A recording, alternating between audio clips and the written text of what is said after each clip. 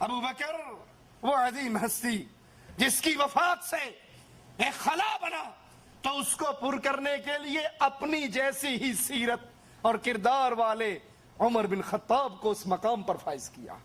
جب کسی نے کہا ابو بکر رضی اللہ عنہ وارضا عمر کو ہمارا خلیفہ بنا کر جا رہے ہو، یہ بڑے سخت ہیں، یہ بڑے شدید ہیں، کہا جب خلافت کا بوجھ پڑے گا تو ان کی سختی کم ہو جائے گی، اور اگر مجھ سے اللہ نے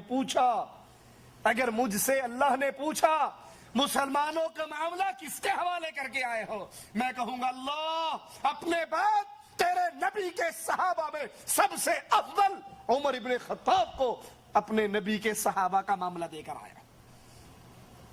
اس عظیم ہستی کو مسلمانوں کے انتظام سنبھالنے کے لیے مقرر کیا، جن کے بارے میں اپنوں نے نہیں کفار نے بھی کہا اگر ایک عمر مسلمانوں کے پاس اور ہوتا پوری دھرتی پہ لا الہ الا اللہ کے جھنڈے گاڑ دیے جاتے. مبارک ہو وہ ماں جس ماں کے پیٹ میں ابو بکر جیسا بیٹا رہا، مبارک ہو وہ ماں جس نے ابو بکر جیسے بیٹے کو دودھ پلایا اور جس نے توحید کو قائم کیا، شرک کو مٹایا.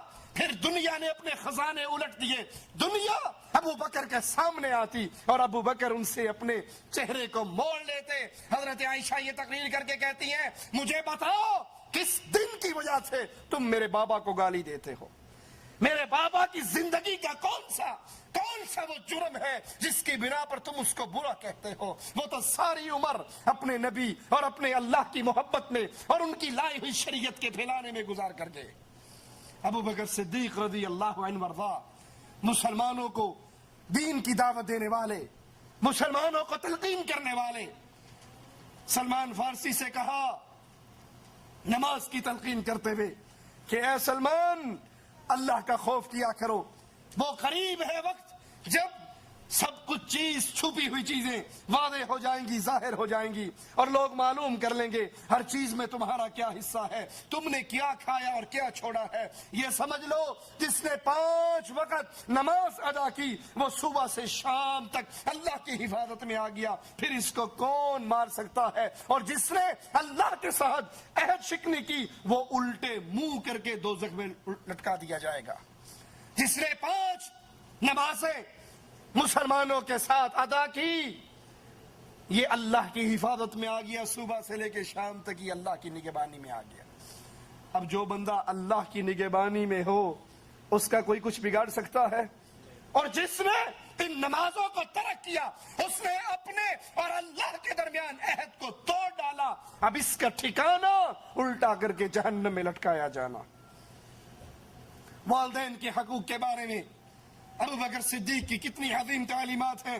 عاصم بن فاروق کا جب اپنی والدہ سے جھگڑا ہوا آپ نے فیصلہ فرمایا اور اس کے بعد عاصم کو تلقین کرتے ہوئے کہتے ہیں اچھی طرح جان لو کہ تمہاری والدہ کی ہر بات تم سے بہتر ہے. عبد الرحمن بن عوف رضی اللہ عنہ وارضا کا ایک ہمسائے سے جھگڑا ہوا، اس کے پاس آئے اور کہا عبد الرحمن اپنے ہمسائے سے جھگڑا نہ کرو کیونکہ اس کا تعلق تم سے قائم رہے گا. لوگ تمہارے درمیان آ کر باتیں کر کے واپس چلے جائیں گے اور تم دونوں کا حال لوگوں کو سنائیں گے، لیکن تم دونوں کا پڑوس تو باقی رہے گا، تمہارا رشتہ تو باقی رہے گا. نبی کی سنت کا دفاع کرتے ہوئے ابو بکر رضی اللہ عنہ وارضا کی خدمات اتنی ہے. صرف ایک مثال اپنے سامنے رکھیے کہ نبی کی سنت کی مخالفت ابو بکر برداشت نہیں کیا کرتے تھے. ایک عورت نے حج کے دوران خاموش رہنے کی منت مانی کہ پورے حج میں خاموش رہوں گی. ابو بکر صدیق کو علم ہوا تو اسے کہا بات کر، گفتگو کر، خاموش نہ رہ کہ یہ عمل جاہلیت کا عمل ہے اور شریعت اسلامیہ میں ناجائز ہے. آج ہمارے ہاں بھی پیروں نے روزے رکھے ہوتے ہیں نا، چپ شاہ، پیر چپ شاہ. حویلی لکھا سے آگے جاؤ، دیپال پور سے حویلی لکھا کی طرف جاؤ تو راستے میں ایک دربار ہے، میں نے خود دیکھا ہے. پیر چپ شاہ کیوں جی؟ بڑی پہنچی ہوئی سرکار ہے، 9 سال سے چپ کا روزہ رکھا ہے، مگر انشاءاللہ پکا ہی چپ ہو جائے. یہ چپ کا روزہ خاموش رہنا، یہ مراقبے اور چلے کاٹنا، اس کی تعلیم ابو بکر صدیق رضی اللہ عنہ وارضا اس کو کیا کہتے ہیں کہ یہ جاہلیت کا عمل ہے، زمانہ جاہلیت میں ہوا کرتا تھا، شریعت نے اس کو ناجائز قرار دے دیا۔ یہ پیر چوپشاہ آج بڑے پہنچے ہوئے پیر ہیں شریعت کے اندر، یہ اللہ کے رسول صلی اللہ علیہ وسلم کے گستاخ ہیں، یہ نبی کی شریعت کے مقابلے پہ اپنی شریعت بناتے ہیں۔ لشکر شام پہ جب یزید بن ابی سفیان کو سپہ سالار بنا کر رخصت کیا تو رخصتی کے وقت فرمایا سنو، کسی عورت کو قتل نہ کرنا، کسی معذور کو قتل نہ کرنا، کسی بوڑھے کو قتل نہ کرنا، پھلدار درختوں کو نہ کاٹنا، کھیت نہ اجاڑنا، کھجور کے درخت کو جڑ سے نہ کاٹنا اور نہ جلانا، اسراف نہ کرنا اور بخل بھی نہ کرنا۔ اپنے امراء کو اللہ کے نبی صلی اللہ علیہ وسلم کی تعلیمات سنا کر پھر میدان جہاد کے لیے روانہ کرتے۔ مسلمان کے خون کی قیمت ابو بکر صدیق کی نظر میں کتنی تھی؟ ایک شخص ابو بکر صدیق رضی اللہ عنہ وارضا پر کے ساتھ گفتگو کرتا ہے، ابو بکر اس میں ناراض ہو جاتے ہیں، دوسرے صحابی کہتے ہیں اللہ کے نبی کے خلیفہ اس شخص کی گردن کاٹ دو۔ آپ نے کہا سنو، رسول اللہ صلی اللہ علیہ وسلم کے بعد ایسا کرنے کی کسی اور کو اجازت نہیں ہے، یہ مقام صرف محمد الرسول اللہ کا مقام تھا، ان کے ساتھ جو گستاخی کرے اس کی گردن کاٹ دی جائے گی، یہ مقام محمد ہے، اب اس کے بعد کسی اور کے لیے لائق نہیں ہے۔ مسلمان کی خون کی حرمت، اگر ان کی شان دیکھنا چاہتے ہو تو قرآن حکیم کی آیت ثانی اثنین اذ ہما فی الغار اذ یقول لصاحبہ لا تحزن ان اللہ معنا، دو جب غار کے اندر اور دو میں سے دوسرا اپنے ساتھی سے کہہ رہا غمگین مت ہو ان اللہ معنا۔ ابو بکر کو گالیاں دینے والوں، ابو بکر کی تکذیب کرنے والوں، اور نعوذ باللہ ثم نعوذ باللہ معاملہ تکفیر تک پہنچ چکا ہے، لوگ آج ابو بکر کے ایمان کا انکار کرتے ہیں۔ اگر تمہاری بات مان لی جائے، قرآن کی اس آیت کا کیا ترجمہ کرو گے؟ رسول صلی اللہ علیہ وسلم ابو بکر سے کہہ رہے، قرآن کے الفاظ گواہی دے رہے، لا تحزن ان اللہ معنا، غم کیوں کرتے ہو، اللہ ہمارے ساتھ ہے۔ اگر نبی ایمان والے تھے اور ابو بکر نعوذ باللہ بقول تمہارے اہل ایمان میں سے نہیں تھے، پھر قرآن کیوں کہہ رہا ہے ان اللہ معنا، اللہ ہمارے ساتھ ہے؟ نبی کو یہ کہنا چاہیے تھا ان اللہ معی، رب میرے ساتھ ہے۔ جس طرح اللہ اپنے رسول کے ساتھ، اسی طرح وہی اللہ کی معیت اس وقت ابو بکر صدیق رضی اللہ عنہ وارضا کو حاصل تھی۔